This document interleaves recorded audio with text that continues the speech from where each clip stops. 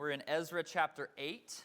It's page 395 in the Black Pew Bibles.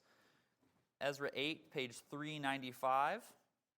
We're in part 2 of our study of the book of Ezra, and our text this morning tells how this second major wave of migrants made this 900-mile journey from Babylon in the east to Jerusalem over in the west under these extremely intimidating circumstances. You may remember it's about 500 miles as the crow flies across the Arabian desert, but they had to go north across what is called the Fertile Crescent, really from modern-day Iraq all the way over to Israel. There's kind of some oases and some more vegetation, and that was about 900 miles to get around.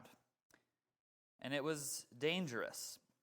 And their leader is Ezra, this man who was a Levitical priest, who was skilled, quote, in the law of Moses. So Ezra had the right lineage to be the leader, and he also had the qualifications. He was a Bible scholar of so much prominence that Jewish tradition mentions him beside Moses. And it's been said that he, more than many others, became responsible for Judaism and for Christianity then being a people of the book who pay attention to the scriptures. And Ezra worked as a scribe or a secretary for the Persian king, who at this time was a man named Artaxerxes. And Artaxerxes sponsored this expedition because the Persian king was trying to get in the good graces of everybody's gods, right? He was a pluralist, but he wants to get in the good graces of the God of Israel, and so he sends Ezra, his kind of resident Bible scholar, off to Jerusalem to offer sacrifices and give offerings to the God of Israel's temple so that the God of Israel will bless the Persian king. You see where how this all kind of works? So, Ezra is given a lot of treasure, and the letter explicitly states that he not only has permission to go to Israel, but also anyone of the people of Israel, especially the priests and the Levites, has leave to go with him. Anybody who wants to go throughout all of Babylon and the Persian Empire can go with Ezra. And the first part of chapter 8 is, I know, everyone's favorite. You skip the other parts in your Bible reading things to get to these, the genealogies, or also called a register of everyone who went. And if you were here last week, you saw, Alex showed for us, there is profound theological truth. There's profound gospel truth buried in these genealogies. There's not a wasted word in the entire Bible. It's all God-breathed and useful, profitable for teaching, reproof, rebuke, and training in righteousness. So, that's last week. You can check that on the podcast. But I want to just say that if you total up the numbers in that genealogy, it comes out to roughly 1,500 men, okay? Plus women and children. So we're dealing with a group here of about 3,000 to 5,000 people making a 900-mile journey across the desert. To compare with the previous wave of migrants under Zerubbabel, that was in Ezra chapter 1, that was about 50,000 people. Okay, so this is about maybe a tenth of the size. It's a much smaller group, but they are carrying a remarkable amount of treasure. It's some I would say it's serious loot, but it's not really loot because it's given, right? Look at verse 26. They have 650 talents of silver and silver vessels worth 200 talents. Okay, that's 32 tons of silver with a value on the lower end of today's market of around $32 million. Okay, and we're just getting started. There's also 100 talents of gold that was worth, again, conservative estimate, $510 million. And then you have the 1,000 derricks of gold and the 2 vessels. Maybe that added like $1 million to that, but let's just round down. They're carrying about $500 million in today's value. Where do they get it? According to Artaxerxes' letter, some was given from the royal treasury. So some came directly from the Persians.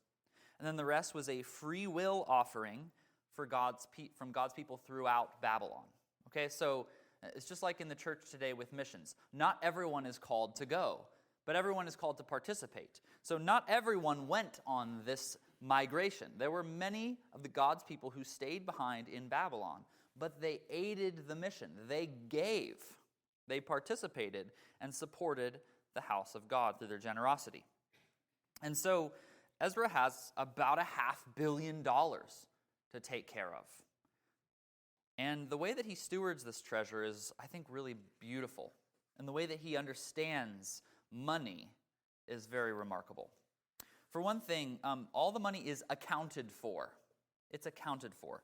Ezra weighs out all the treasure at the beginning of the journey, and then he instructs his people when they get to Jerusalem in the temple at the end of the journey to weigh it out again, okay? So the weight at the end should match the weight at the beginning. Gold doesn't shed weight. It doesn't shed water weight. And so if you find that I don't know, maybe it sweated it out in the desert. I don't think so. Piles of gold can shed weight in other ways, but that's what they're weighing it to make sure it doesn't happen. Right? This money is carefully accounted for. This is not some sketchy nonprofit that sort of fudges the numbers, and you're not really sure what the line is between incompetence and fraud, or what exactly is going on here. Right? That's not God's way. He's not like, it doesn't matter. You don't just grab. He's not like that pastor that grabs a handful of cash to go out for lunch at the end of the service from the offering plate, right? Yeah, we don't do that. We don't do that. Just so you know, everything's carefully accounted for here. We try to mimic Ezra, just so you know. And also like offerings at Christ Church, it's consecrated. It's consecrated. Ezra sets apart a group of priests and Levites, most likely 12 priests and 12 Levites, who were like the temple helpers. And they are appointed to look after the treasure, to guard it, and make sure that it gets safely to Jerusalem. And he tells them that they are consecrated and the treasure itself is consecrated to God. Look at verse 28. I said to them, you are holy to the Lord, and the vessels are holy, and the silver and the gold are a freewill offering to the Lord. Guard them and keep them until you weigh them before the chief priests at Jerusalem. Charles Fensham, the scholar, says this: the gifts now belonged to the Lord and were thus changed from the profane to the divine sphere. Ezra understands that this $500 million is not his to do with as he likes. It is the Lord's. And we get this sense throughout the chapter that Ezra's migration here isn't just a migration. It is a sacred mission. It's a sacred mission. The treasure is consecrated. The stewards of the treasure are consecrated. They leave in the first month of the year, just like another journey, the Exodus under Moses. The aim of their quest is to go out and worship God across the desert, just like the Exodus under Moses. And they carry the treasures from the empire, just like the Israelites did when they plundered the Egyptians in the Exodus under Moses. Everything about this chapter is saying, hey, this is a new Exodus that's happening here. Just as God delivered his people in the past, he's going to do it again. And just like the Exodus, they are in extraordinary danger. We don't really see that because we're reading the chapter from the end. We know how it turned out, right? But none of us gets to live our lives having read the chapter and then going back. Soren Kierkegaard said that life can only be understood backwards, but it has to be lived forwards. That's the catch, right? You don't know what's going to happen, and that's what makes it scary. Look at verse 21. You see just how scary this is. Ezra fasts and prays to, quote, seek from God a safe journey for ourselves, our children, and all our goods. Children. Now, this is some sophisticated linguistic work here, but the word children means children. but it does function as a synecdoche, which means like a catch-all term for anyone who is weak in the party. So in that culture, women, children, older people. The point is that this is not an elite fighting force. This is not the crack troops. Right? Not everybody can like march for days on end. Rather, it's a civilian expedition. It's a religious expedition. And they're crossing 900 miles of what's largely wilderness that's known for bandits and ambushes. Right? It's not like crossing the United States where you just hop on 70 and there's like there's a gas station with all kinds of stuff and a Sheetz every once in a while that you can pull over and get a sandwich. It doesn't work that way. Right? There's people that want to kill them out on the road. But don't worry, they're just carrying $500 million with them. What could go wrong? Now, the pragmatic thing, you might say the wise thing to do here, would be to appeal to the Persian king for an armed escort, right? Because if you have children and the weak crossing 900 miles of desert with $500 million, it's not an army that you have. You're very vulnerable. You need protection. That's very wise. It's practical. Duh. But for Ezra, that avenue is closed. Why? Verse 22. I was ashamed to ask the king for a band of soldiers and horsemen to protect us against the enemy on our way. Since we had told the king this, the hand of our God is for good on all who seek him, and the power of his wrath is against all who forsake him. Do you see what's going on here? This isn't just a case of a weak leader who's embarrassed to ask the king for what he needs, right? Everybody's like, Ezra, ask the king, we're going to die. And he's like, I'm just too embarrassed. No. He's professed, and everybody else has professed in no uncertain terms, that God is sovereign over his enemies and faithful to his own. That's the confession that is clear through this whole book. And now his claim is being put to the test. We might say that his professed theology is being questioned to see if it actually matches his functional theology. Right? Here's what you say you believe, but what do you really believe? Artaxerxes would rightly say, if Ezra went to him and asked for troops, he'd say, well, Ezra, if the sovereign hand of your God, who's sovereign over his enemies, faithful to his own, if his hand is on you, you don't need an armed escort. And that's right. But if you do need an armed escort, because your God isn't strong enough to protect you, maybe he's not present enough, maybe he's not really listening to those who seek him, well then why am I spending $500 million to appease this God? If he's not really powerful or doesn't really care, why worship him? That's what Artaxerxes would say. And so Ezra is in a, what do they call it? A sticky wicket. It's a sticky wicket. See, I'm learning my English terms. Year by year. He has staked his life and the lives of thousands of his friends on God's faithfulness. If God doesn't show up to transform this situation, Ezra and his friends are ruined. They're ruined. And I want to say that that's precisely how God calls us to live our lives. He calls us to live in such a way that without his deliverance, without his rescue, without his mediation and active work, we're ruined. Jesus says in Mark 8:34, if anyone, this nonsensical thing on the surface, if anyone would come after me, let him deny himself and take up his cross and follow me. Now, in our day, we think of the cross as either a nice piece of jewelry that you wear around your neck to look fancy, or I'm not dissing people who wear crosses. It's great. I do sometimes too. But that's not in the manuscript. We'll just continue on. Or we think of it as like a burden that you bear, right? I'm carrying my cross. It's hard. No. In the first century, taking up your cross meant something different from taking up your burden. It meant take up, the cross is the instrument of torture and suffering and shame and death. Okay?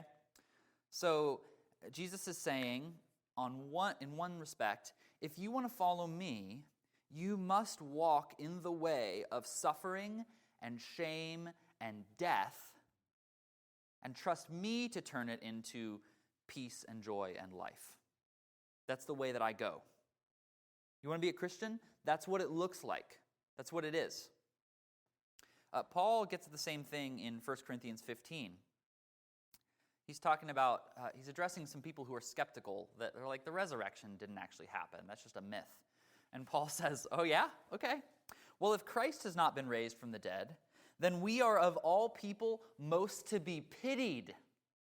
Because our faith is futile, our message turns out to have been a lie, and we're still in our sins, condemned. If Christ is not raised, the gospel's not true, and you're doomed. Blaise Pascal famously had this wager he kind of proposed. And essentially it's this, if it turns out there is no God and you believed in God, well, no loss, right? But if it turns out that there is a God and you didn't believe in God, that's not good. So it's a rational and reasonable thing to just believe in God. Like, you might as well wager belief. You got nothing to lose. Paul says, oh no. Christian faith is betting it all, and there's a lot to lose. Your whole life is ruined if you trust in Jesus and there is no Jesus. You're staking it all on him. It's costly. It's scary. It's risky. Following Christ means living in such a way that you actually need him to show up for you. To be a Christian means to be a supernaturalist. You have to trust in a real God. You can't really fake your way. And for many of us, this is where our professed theology and our functional theology are at odds, right? We're kind of like Ezra facing this 900-mile journey with our $500 million of treasure, and we're like, God is sovereign over his enemies and faithful to his own. And then, quietly, we're like, yeah, I think I'm going to order that armed guard. Over the years, the Spirit of God has been very gracious to me and revealed to me all kinds of ways in which my professed theology was faith in Christ, but my functional theology is faith in myself. This is an ongoing thing. I'm just better at confessing my sins than I am confessing yours, so I'll tell you mine. Here's all the ways I've been living in dependence on myself. I got through college and most of seminary, until I met my wife, working every day without stop. Why? I never honored the Sabbath to keep it holy, which, by the way, is one of that set of commandments, along with, don't worship idols and don't murder people, right? It's in that same bit. Why did I do that? Because I believed that my future, my well-being, my sustenance depended entirely upon what I can produce, upon my work, upon my skill, my talent. Who's God then? I've had seasons in my Christian life when I was very stingy with my giving. My professed theology was that my money is all God's. The cattle on 1,000 hills is the Lord's. But underneath, my functional theology is that my money is mine. I earned it. I provide for myself. And it seems like every year now, God has revealed to me my own prayerlessness. And I can just tell you from experience, being prayerless as a pastor is not fun. I think being prayerless as a human being is not fun, actually. Paul Miller writes in his book, A Praying Life, If you are not praying, then you are quietly confident that time, money, and talent are all you need in life. Why don't I pray? Because I'm confident that give me enough time, I can bring my prodigious talents and energies to bear upon the situation. I'll take my resources and the resources of my community, and I will figure it out. I will take care of myself, thank you very much. I have a friend who, for about a year, had a vehicle that was not one of those flex fuel vehicles, but they put E85 ethanol in their car. I won't say who this friend is, but E85 is made from corn, right? And it burns hotter than regular fuel. And so it works until it doesn't work. And my friend, who shall remain unnamed, had to spend thousands of dollars on 3 new catalytic converters for their van because this E85 ethanol just burned up the insides. It worked well until it didn't work so well. And I wonder if all of us are just putting the wrong fuel in our lives. We weren't designed to run on our autonomy, upon our own resources, upon the things that we can see. We just weren't made for that. And maybe you're getting by, and it seems like it's working right now, but it's like burning you up inside. And sooner or later, the internal state is going to become external. We're called to live in such a way that we actually need Christ to show up for us, and we actually rely upon him to show up for us. And I want to say that this doesn't look the same way exactly for everyone. This is one of those things that's spiritually discerned, right? Perfect example of this. In Nehemiah 2, the companion book to Ezra, Nehemiah did his own journey to Jerusalem, and guess what he had? He had an armed guard. And there's no problem with this. He said this was one of the fruits of God's protection for him. He uses the same language. The hand of the Lord was upon us. One's not more righteous than the other. They're just different situations, different contexts, different callings. And so the only way to know what relying on God looks like in your context is frankly to ask him. You have to pray. And that's what Ezra does. Verse 21, then I proclaimed a fast there. A fast, that means they withhold, they don't eat. They withhold certain things that distract them. I proclaimed a fast there at the river Ahava, that we might humble ourselves before our God and seek from him a safe journey for ourselves, our children, and all our goods. So we fasted, and we implored our God for this. And you know what happened? He listened to our entreaty. Verse 31, the hand of our God was on us, and he delivered us from the hand of the enemy and from ambushes by the way. That's how a 900-mile journey is summed up. It kind of reminds me of that spot in the Gospels, right, where the disciples are in the boat, and there's a storm, and it's just rocking everything all over the place. This is in John 6. And they're like, we're going to die. And then Jesus gets into the boat, and boom, they were at the other side, it says. It's not that, boom, in John, it's not like, oh, boom, the waves calmed down. Other gospel writers say that, but the way John puts it is Jesus got in the boat, he rebuked the waves, and they were at the other side. Ezra needed God. Ezra prayed to God. God took care of Ezra. He is faithful to his own. Do you believe this? In your heart of hearts, do you believe that? Jesus clearly did. We can learn a lot of about prayer from his teachings, but we can learn, I think, even more from his example, his functional theology. What is Jesus' functional theology? Well, we see it after his baptism and anointing in the Gospel of Mark. What did he do? He went out into the wilderness to fast and pray. And then later on, after a long day and then a late night of ministry, what does Jesus do? He rises early in the morning when it is still dark to go out to a desolate place to pray. Later on, after an exhausting day, what's the theme we're seeing here? Exhaustion. After an exhausting day, feeding 5,000 people, he goes up on the mountain to pray.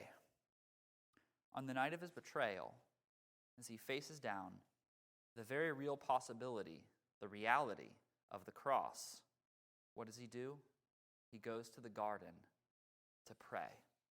Jesus staked his life on God's faithfulness. And so even at the cross, even in the bowels of death, death couldn't hold him. When you stake your life on him, you go from fighting with all of your limited resources, trying to finagle your way through a complicated reality with, frankly, let's just say it, our perception is just not that good. We don't really know what we're doing in the world. We're just kind of clueless. You go from that to being carried by an omnipotent providence. So Paul's right when he says in 1 Corinthians 1:25 that the foolishness of God is wiser than men, and the weakness of God is stronger than men.